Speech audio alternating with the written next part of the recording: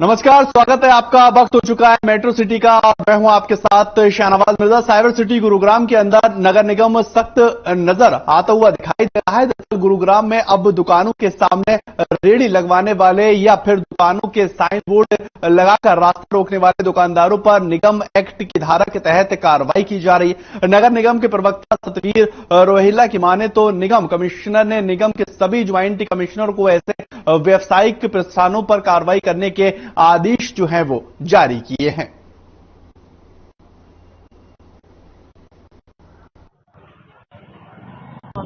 देखिए, गुड़गांव में देखने में आता है कि काफी लोग क्या हैं कि व्यवसायिक प्रतिष्ठान हैं, दुकानें हैं, वो अपनी दुकानों के बाहर बोर्ड लगा देते हैं, साइन बोर्ड लगा देते हैं या रेहड़ी पटरी लगा के, और वो पब्लिक न्यूसेंस पैदा करते हैं, लोगों के आने जाने में बाधा उत्पन्न करते हैं, साथ ही ट्रैफिक जाम की भी उसमें प्रॉब्लम आती है।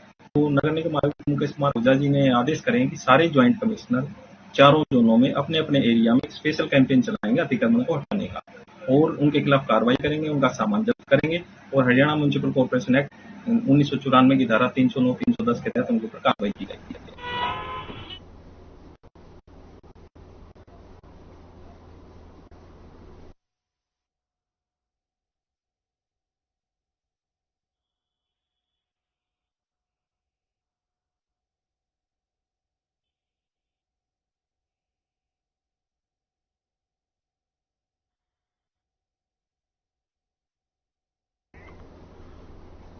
तो वहीं पर गुरुग्राम के अंदर नेशनल हाईवे 48 पर जयपुर से दिल्ली की तरफ आने वाले रास्ते पर बुधवार को भयानक ट्रैफिक के जाम जो है वो लगा हुआ दिखाई दिया। दरअसल गुरुग्राम में हीरो होंडा चौक पर फ्लाईओवर का मुख्य कैरिज वे बंद होने की वजह से मानेसर से लेकर हीरो होंडा चौक तक करीब 10 किलोमीटर लंबा जाम दिखाई दिया। इसी दौरान लोगों को भारी दिक्कतों का भी सामना करना पड़ा है। हालांकि गुरुग्राम पुलिस ने फ्लाईओवर बंद होने की एडवाइजरी मंगलवार को ही जारी कर दी थी, लेकिन इसके बावजूद भी हजारों की संख्या में लोग इस रूट से दिल्ली की तरफ लौटते हुए नजर आए और जाम में फंसते हुए दिखाई दिए। गुरुग्राम ट्रैफिक पुलिस की ओर से जारी की गई एडवाइजरी में कहा गया था कि हीरो होंडा चौक पर बने फ्लाईओवर का जयपुर दिल्ली सेक्शन 21 सितंबर से लेकर 26 सितंबर तक बंद रहेगा और इन दिनों में इस सेक्शन का लोड टेस्टिंग और मरम्मत कार्य भी किया जाना है और इसी को लेकर लोग वैकल्पिक रास्तों का इस्तेमाल करें ताकि जो जाम की समस्या है उससे बचते हुए नजर आए।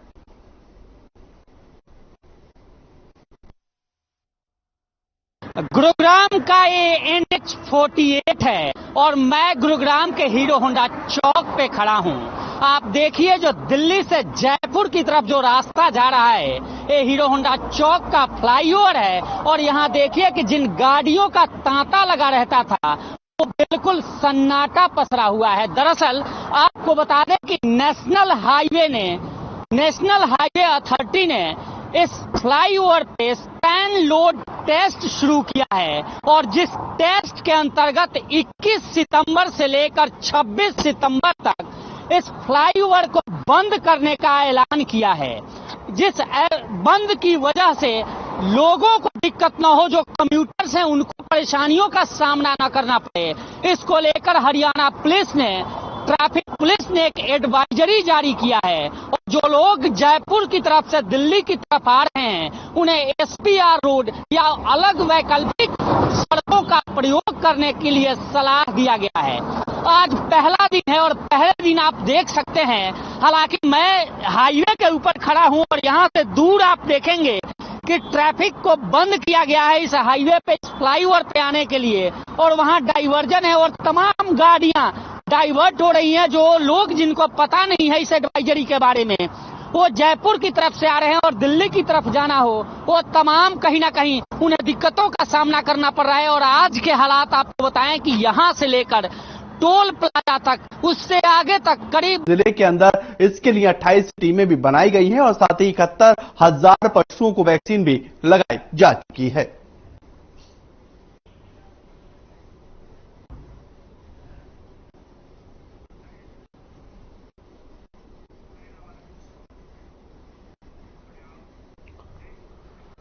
खबर फरीदाबाद से आ रही है, जहां पर एनएचपीसी चौक के पास रेलवे अंडरपास में पानी भर गया और कमर तक भरे पानी में स्कूल की बस जो है वो फंसी हुई नजर आई है, जिससे कई छात्र करीब 2 घंटे तक बस के अंदर फंसे रहे। कड़ी मशक्कत के बाद पुलिस की मदद से छात्रों को बस के बाहर निकाला गया है। दरअसल एनएचपीसी चौक के पास रेलवे अंडरपास पर पानी भरा हुआ था और इसको लेकर बस जो है वो फंसी हुई नजर आई। हर साल बारिश के मौसम के अंदर अंडरपास में वाहन जो है फंस जाया करते हैं, लेकिन इसके बावजूद भी प्रशासन ने पानी निकालने को लेकर कोई भी अभी तक ठोस कदम नहीं उठाए हैं, जिससे लोगों को भी खासी परेशानियों का सामना करना पड़ता है।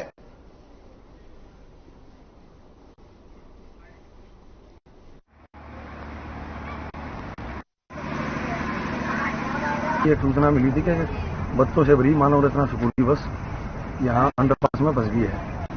सूचना पर हमारी टीम आई, ट्रैफिक पुलिस यहाँ पहले से ही मौजूद थी। उनकी मदद से बच्चों को तो निकाल लिया, स्कूल की दूसरी बस मंगाकर उससे शिफ्ट करके बच्चे भेज दिए। 30-40 बच्चे थे कहीं। अब बस यहाँ है, फंसी हुई है, इसको निकालने के प्रयास में। इन्फॉर्मेशन नेमली मेरे पास फोन आता है 12:30 के आसपास कि बस आने वाली है आपकी। उसके बाद कोई इन्फॉर्मेशन नहीं। मैं रेगुलर स्टैंड खड़ा था, आधे घंटे ज्यादा हो गया मेरे को। मैं कंटिन्यूअस ड्राइवर को फोन कर रहा हूँ, हेल्पर को फोन कर रहा हूँ और वो लोग फोन नहीं उठा रहे। कहीं से पता लगा कि ग्रीन फील्ड के आसपास कहीं बस में प्रॉब्लम हुई है। मैं लौट आया, अपने स्कूटी से देखता हुआ आया, यहाँ आके देखता हूँ कि छोटे बच्चों की बस, 6वीं क्लास तक के बच्चों की बस ये। वहीं पर फरीदाबाद के अंदर आजाद नगर रेलवे ट्रैक के पास रक्षाबंधन वाले दिन 11 वर्षीय मासूम की निर्मम हत्या कर दी गई थी और मामले को 1.25 महीने बीत जाने के बावजूद भी पुलिस के हाथ लगातार खाली बने हुए। इस पूरे मामले को लेकर पुलिस ने कई लोगों से पूछताछ की है और इसके साथ ही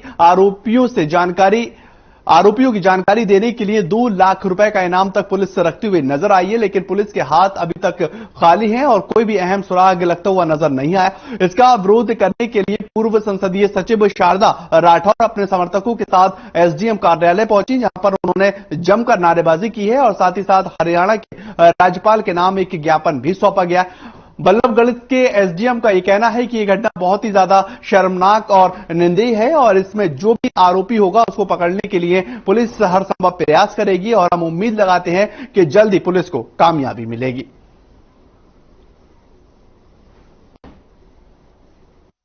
बिल्कुल, हम इसीलिए आज यहाँ धरना करने पर, प्रदर्शन करने पर मजबूर हुए हैं। पिछले 11 तारीख को रक्षाबंधन वाले दिन एक 11 वर्षीय बच्ची जो दलित परिवार की थी, उसका बलात्कार हुआ, उसकी हत्या हुई और आज 1.25 महीना बीत जाने के बाद भी आरोपियों का कोई सुराग हरियाणा पुलिस को नहीं मिला है। पुलिस की कार्रवाई अगर चल रही होती तो आरोपियों की पहचान जरूर हो पाती, क्योंकि आसपास कई लोगों ने, मेरी भी बात हुई है वहाँ पे उसकी मदर से, कि उसने भी आरोपियों की पहचान की है और पुलिस को बताया है, लेकिन कहीं ना कहीं इसमें पुलिस की मिलीभगत है। अब इसमें कौन लोग शामिल हैं ये मुझे नहीं पता, लेकिन पुलिस की मिलीभगत, अगर पुलिस की मंशा होती, पुलिस कार्रवाई कर रही होती तो अभी तक आरोपी। खबर सोनीपत के गांव से है, जहां पर खेल स्टेडियम खंडर बनता हुआ नजर आ रहा है, जहां स्टेडियम को मूलभूत सुविधाओं के लिए भी तरसता हुआ देखा जा सकता है। दूसरी ओर खिलाड़ी अपने पैसों से स्टेडियम से घास हटाने और मिट्टी डलवाने का कार्य करते हुए नजर आते हैं और आपको बताएं कि स्टेडियम का हाल बदहाल हो चुका है और इसी के चलते युवा गांव के स्टेडियम को छोड़कर सोनीपत में जाकर प्रैक्टिस करते हुए नजर आते हैं। खिलाड़ियों ने यह बताया कि स्टेडियम की अव्यवस्था के सुधार के लिए कई बार सीएम विंडो पर भी शिकायत जो है वो दर्ज करवा दी गई, लेकिन समस्या का कोई भी समाधान होता हुआ नजर नहीं आता है। मैं कहना चाहता हूं कि यहाँ पे ये स्टेडियम की बहुत बुरी हालत है। यहाँ पे सीमेंट है जो ये जड़ पड़ रही है। जो गांव के बच्चे हैं वो बाहर जा रहे हैं स्टेडियम खेलने के लिए। यहाँ पे स्टेडियम होते हुए गांव में कोई सुविधा नहीं मिल रही हमें। सीएम विंडो लगा चुके हैं कई, और उसके लिए उसके ऊपर कोई ध्यान नहीं दिया जा रहा। स्टेडियम की भाई बहुत बुरी हालत है। इसमें भाई जो ये स्टेडियम इसमें भाई कुछ खेलने की सुविधा नहीं है, ना ट्रैक की सुविधा। बास्केटबॉल है भाई, जो गेम वाम क्यों है नहीं, ये बास्केट होती जो ये यहाँ पर मिलती नहीं, सरकार के द्वारा तो आती ही नहीं है। और जो इसमें ये जंगले ये सभी टूट गए, लाइटिंग की सुविधा भी नहीं है भाई, ना पानी की सुविधा इसमें। और जो ग्राउंड है ये बच्चों ने खुद ही बनाया, माटी भी खुद ही गिरता अपने पैसों से। जो भर्ती होती है ना जब ये आप ही गिरते हैं। ये बागडो गांव का स्टेडियम भाई, यहाँ पर बहुत बुरे हालात हैं। यहाँ पर कोई सुविधा नहीं है, ना को पानी की सुविधा है। यहाँ पर सब भाई घास वास सारे फैले रहे हैं। जो करे बालक मेहनत कर, बालक अपने हाथ कर रहे हैं, ना सरकार की उस तक को सुविधा मिल रही है। ना उन्हें पंचायत की उस तक सुविधा मिल रही है भाई। नाड़े जाके जंगली कुछ नहीं रह रहा भाई, गेट भी टूटे पड़े हैं। स्टेडियम के हालात ये आप देख रहे हो, और इसके बने भी कई साल हो गए, लेकिन केयर करने वाला कोई है नहीं। और बिना केयर मतलब किस तरह तो प्रैक्टिस होगी। है बास्केटबॉल का देख लो कोर्ट, ये हॉल है ये बना रखा है, ये देख लो आपके सामने है सब कुछ, और ये सारा स्टेडियम। तो इतने सरकार ने पैसा लगाया है बच्चों के लिए, तो थोड़ा सा इसका केयर के लिए भी होना चाहिए, कोई ना कोई केयर टेक करने के लिए, या कोई कोच यहाँ पे इतना होना चाहिए। भाई ये बागड़ू गांव का स्टेडियम है, हालात आप देख रहे हो, हर जगह से टूटा फूटा खंडर हो गया है एकदम से। और 7 साल हो गए स्टेडियम को बने, कोई काम नहीं करवाया गया। यहाँ पे बिजली की सुविधा नहीं है, कोच की सुविधा नहीं है, पानी की सुविधा नहीं है, कोई सुविधा किसी प्रकार का काम नहीं करवा। तो वहीं पर झज्जर के गवालिसन गांव के सरकारी स्कूल के अंदर शिक्षकों की कमी की वजह से बच्चों की पढ़ाई का भारी नुकसान होता हुआ नजर आ रहा है, और इसी को लेकर छात्रों और उनके परिजनों ने स्कूल के गेट पर ताला ही जड़ दिया और गेट के बाहर धरने पर बैठे हुए नजर आए। उन्होंने शिक्षा विभाग और प्रशासन के खिलाफ जमकर नारेबाजी की है और साथ ही बीईओ जसवंत सिंह पर भी गोलमोल जवाब देने का आरोप लगाते दिखाई दिया। और इसके अलावा छात्रों ने स्कूल के कुछ टीचर और प्रिंसिपल पर बेवजह बुरी तरह पीटने का भी आरोप लगाया। छात्रों का यह कहना है कि स्कूल में स्वीपर नहीं होने की वजह से उन्हें खुद ही क्लास रूम की सफाई करनी पड़ती है और पढ़ाई भी इससे काफी ज्यादा बाधित होती नजर आती है।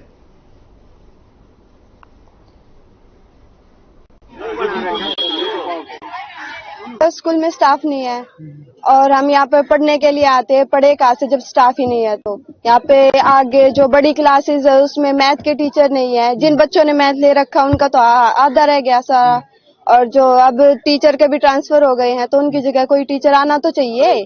तो साइंस के भी नहीं है, और जो छोटी क्लासेस है 6 से 8 में है जो उसमें सिर्फ संस्कृत और ड्राइंग के टीचर है, बाकी कोई भी टीचर ना तो साइंस के, ना मैथ के, ना इंग्लिश हिंदी, कोई भी टीचर नहीं है। नहीं, जो अपने बीओ साहब आ रहे हो बिल्कुल गोलमाल बात कर रहे हैं। अब एक टीचर दे देंगे ऐसे ऐसे, मैथ वाला है, साइंस वाला है, एक काम चल जाएगा। 8वीं से लेकर +2 तक बिल्कुल नाजायज बात है जी। हमारा क्या डीओ साहब आने यहाँ से कहें भाई आश्वासन दे पक्का, हम 2 दिन स्टाफ पूरा करें तो मांग को। बिल्डिंग की उड़ती तो था परेशानी, बिल्डिंग वाली तो दूर होगी, लेकिन ये स्टाफ की उड़ते मेरे ख्याल में तो 5-6 साल से परेशानी है।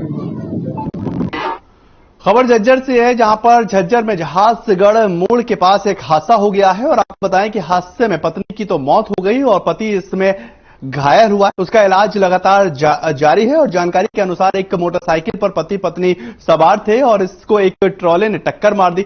पुलिस ने ट्रॉला चालक के खिलाफ मामले को दर्ज कर शव को पोस्टमार्टम के लिए भेज आगे की कार्रवाई शुरू कर दी है।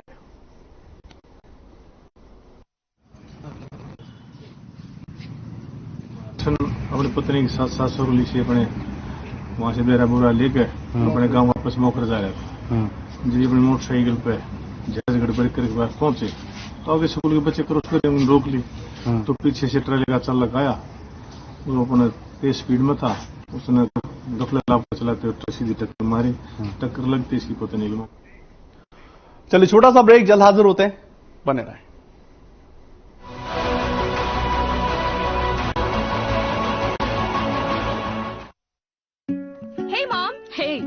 I can download a song really fast.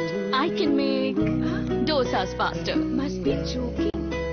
Bus, 3 easy steps. Mix with water, spread batter, fry. गाना डाउनलोड हुआ?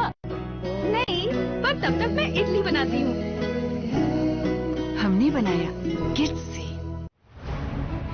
हरियाणा कांग्रेस में घमासान, नहीं निकल रहा समाधान। पीसीसी डेलीगेट को लेकर रार, कैसे होगा चुनावी पड़ाव पार? देखिए मसला रात 8 बजे। रूप मंत्रा आयुर्वेदिक फेस वॉश, इसमें है क्यूकम्बर के प्योर एक्सट्रैक्ट्स जो नेचुरली चेहरे को मॉइस्चराइज रखे। ये कोई कॉस्मेटिक नहीं, आयुर्वेदिक औषधि है। मेरे जैसा कोई दूसरा जिसकी हर बात में भूल जाए, जिंदगी में रंग भर दे। मेरी जैसी मेरी अपनी पताका का चाय, गजब का स्वाद। देखें कौन नया खिलाड़ी आया है, समझा देते हैं, प्यार से समझाएंगे। ये तो अपनी जुबान है। जुबान एक हो तो दिल भी एक होनी चाहिए। विमल, बोलो जुबान केसरी। अपनाएं आयुर्वेदिक रूप मंत्रा। इसमें है क्यूकम्बर के प्योर एक्सट्रैक्ट्स जो नेचुरली चेहरे को मॉइस्चराइज रखे ताकि पिंपल्स और डेड स्किन जैसी प्रॉब्लम से मिले रिलीफ। रूप मंत्रा आयुर्वेदिक फेस वॉश, ये कोई कॉस्मेटिक नहीं, आयुर्वेदिक औषधि है। अगर आप पत्रकारिता के क्षेत्र में करियर बनाना चाहते हैं तो हम सिखाएंगे आपको इलेक्ट्रॉनिक मीडिया के हर गुण। जल्दी करें, साधना एकेडमी फॉर मीडिया स्टडीज में एडमिशन शुरू हो चुके हैं। सिर्फ कुछ ही सीटें बची हैं, तो देर बिल्कुल न कीजिए। हमारा कॉन्टैक्ट नंबर है 9999131700, 9999131800, या फिर आप हमारी वेबसाइट www.sadhnamedia.com पर विजिट कर सकते हैं। आप हमें noida.sams@gmail.com पर ईमेल भी कर सकते हैं। 100% जॉब प्लेसमेंट की गारंटी। आज ही संपर्क करें। पंजाब है जसप्रीत का ठिकाना, मुंबई है आदर्श का आशियाना, केरल का गोविंदन निवासी, कोलकाता में जन्मे है काशी। हर हिंदुस्तानी की शान, ARB बियरिंग जोड़े सारा हिंदुस्तान। हरे रंगों का उमंगों का जज्बा।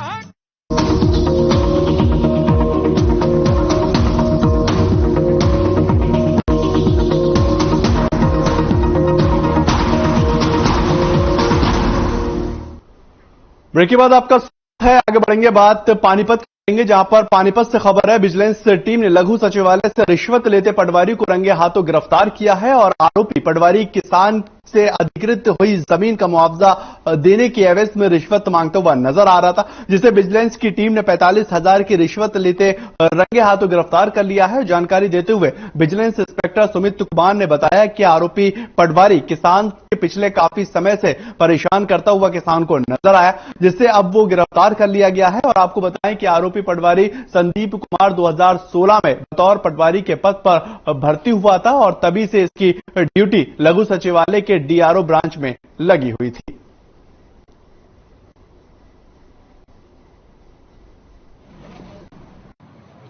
तो अपने DRO ऑफिस में पटवारी हैं मिस्टर संदीप कुमार, जिनको इनके डॉक्यूमेंट्स तैयार करने थे, फाइल तैयार करनी थी, जिसके एवज में वो कंप्लेनेंट से 45,000 रुपए की डिमांड कर रहे थे। इससे परेशान होकर कंप्लेनेंट आज हमारे पास आए। कंप्लेनेंट ने हमें कंप्लेंट दी कि ऐसे पटवारी हैं और वो मेरे से 45,000 की रिश्वत की डिमांड कर रहे हैं, जिस पर हमने अपने उच्च अधिकारियों से बात करके वेटिंग पार्टी तैयार की।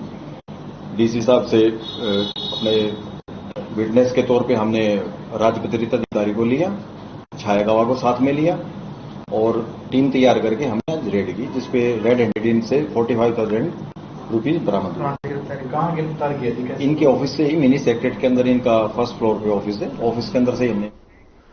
अंबाला में काले बादल छाने के साथ ही तेज बारिश हुई है और इससे मौसम का मिजाज जो है वो दरअसल बदलता हुआ नजर आया। लोगों को गर्मी से तो राहत मिल चुकी है और वहीं दूसरी तरफ बारिश ने किसानों की चिंताएं दरअसल बढ़ा दी है। किसानों की धान की फसल पककर तैयार है और मंडियों में भी धान भरपूर मात्रा में पहुंचता हुआ नजर आ रहा है, लेकिन अब किसानों की फसल के खराब होने का डर सताता हुआ किसानों को नजर आ रहा है और बारिश की वजह से अंबाला में कई जगहों पर जलभराव जैसी स्थितियां पैदा हो गई हैं।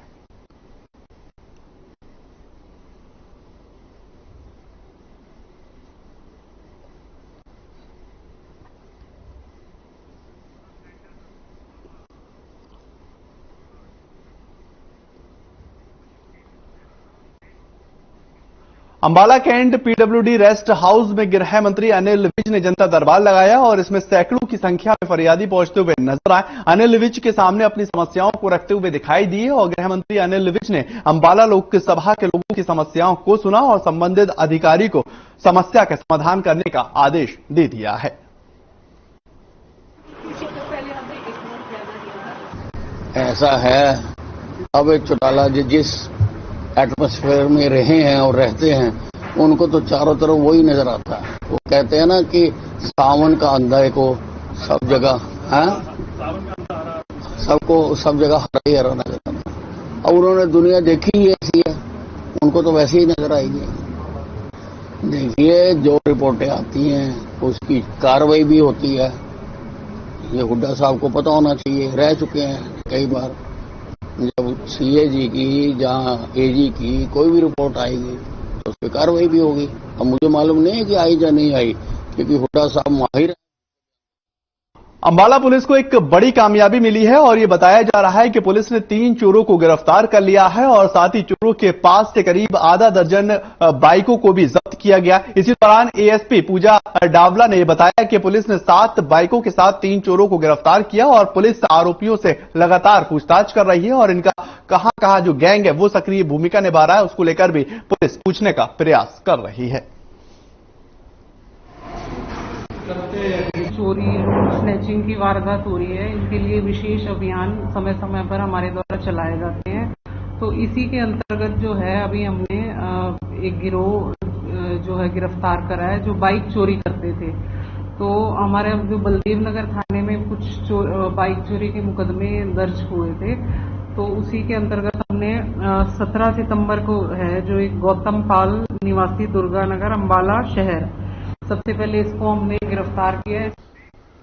खबर कुरुक्षेत्र से आ रही है जहां पर एचएसजेपीसी और एसजेपीसी को लेकर सुप्रीम कोर्ट के फैसले के बाद हरियाणा में एक बार फिर से सिख राजनीति गरमाती हुई नजर आई है और हरियाणा सिख गुरुद्वारा प्रबंधक कमेटी के प्रधान संत बलजीत सिंह दादूवाल सहित सभी सदस्यों ने जहां पर इस्तीफा दे दिया है, तो वहीं पर पूर्व सदस्य और सिख नेता जगदीश झींझा गुरुद्वारा छठी पातशाही पहुंचे जहां पर उन्होंने सिख समाज की बेहतरी और मानव कल्याण के लिए अरदास की है। आपको बताएं कि हरियाणा के सिख को 21 साल के बाद अधिकार मिलता हुआ नजर आया है और शिरोमणि गुरुद्वारा प्रबंधक कमेटी हमारा मार्गदर्शन करे और वहीं पर जीणा ने सुप्रीम कोर्ट के इस फैसले का स्वागत किया और ये कहा कि अब गुरुद्वारा साहिब की व्यवस्था हरियाणा सिख गुरुद्वारा प्रबंधक कमेटी संभालती नजर आएगी।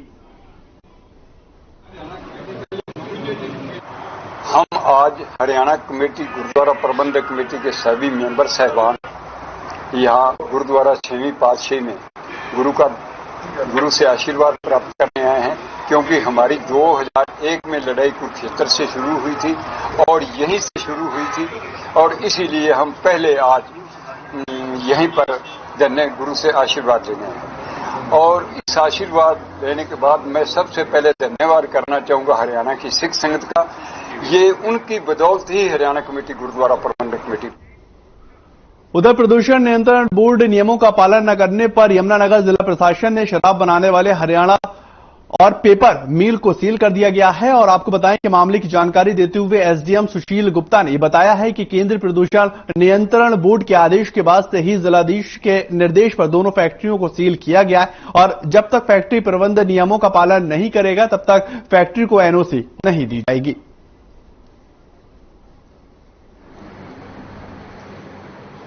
फैक्ट्री थी एक बिलासपुर इंडस्ट्रीज, ये इंडस्ट्रियल एरिया यमुनानगर में है और दूसरी इंडस्ट्री है हरियाणा डिस्ट्री है, वो भी इंडस्ट्रियल एरिया यमुनानगर में स्थापित। इसमें जिलाधीश महोदय द्वारा मेरी अध्यक्षता में एक टीम का गठन किया गया था कि सेंट्रल पोल्यूशन कंट्रोल बोर्ड से जो पत्र प्राप्त हुआ है, कुछ जो हाईली पोल्यूशन यूनिट है टीम आई थी, तो उसमें उन्होंने फैक्ट्री को यहाँ पे सील कर दिया है और फैक्ट्री ने क्या नाम फैक्ट्री जो पर्सनल मैनेजर है अरविंद जी, तो उन्होंने कहा मेरे पास फोन आया कि सारी लेबर कल को ले ऑफ होएगी। लेबर का ले ऑफ करने का भी एक कानून होता है, 15 दिन पहले लेबर को नोटिस देते हैं, सरकार को नोटिस देना चाहिए। तो ऐसे थोड़ी ना एकदम ये अपना इन्होंने मुंह उठाया और अपना लेबर को कह दिया ले ऑफ करो। चलिए फिलहाल इस बुलेटिन में इतना ही। नमस्कार।